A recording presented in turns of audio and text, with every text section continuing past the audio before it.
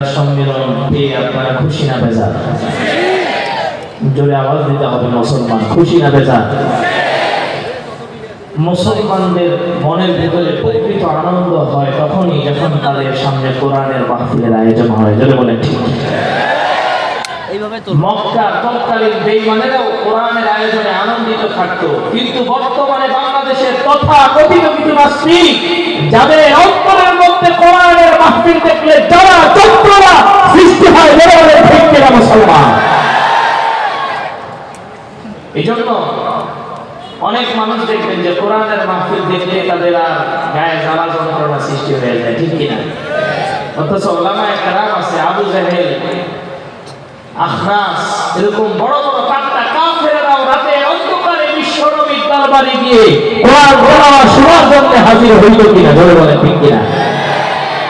আলহামদুলিল্লাহ, রংপুরে আমরা যেহেতু কোরআনের জগতে খেদমত করছি, আল্লাহ পাক করাচ্ছেন, রংপুরে আজ থেকে আমরা যখন ছাত্র জামানায় এই উত্তরবঙ্গের ছাত্রদের তেলাওয়াত খুব দুর্বল ছিল, কিন্তু এখন এই উত্তরবঙ্গে কোরআনের জোয়ার সৃষ্টি হয়েছে। হাফেজ শহীদুল ইসলাম ভাই, হাফেজ মুর্তজা ভাই সহ অসংখ্য কোরআনের পাখিরা এই উত্তরবঙ্গে মেহনত করছে, যার ফলে আমরা দেখি যে এখন উত্তরবঙ্গের ছেলেরা সারা বাংলাদেশের মধ্যে কোরআন তেলাওয়াতে অনেকটাই এগিয়ে আছে। জোরে বলেন ঠিক না ঠিক?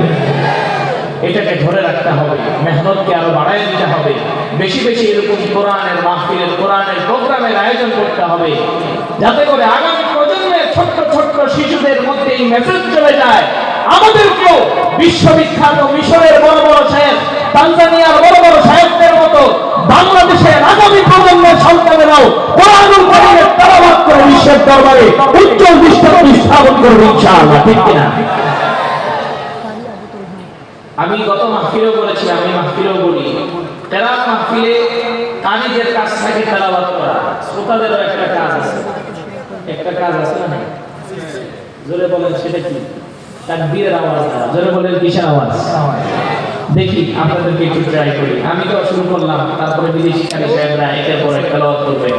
লিল্লাহি তাকবীর, নারে তাকবীর, আল কোরআনের আলো, আল হাদিসের আলো,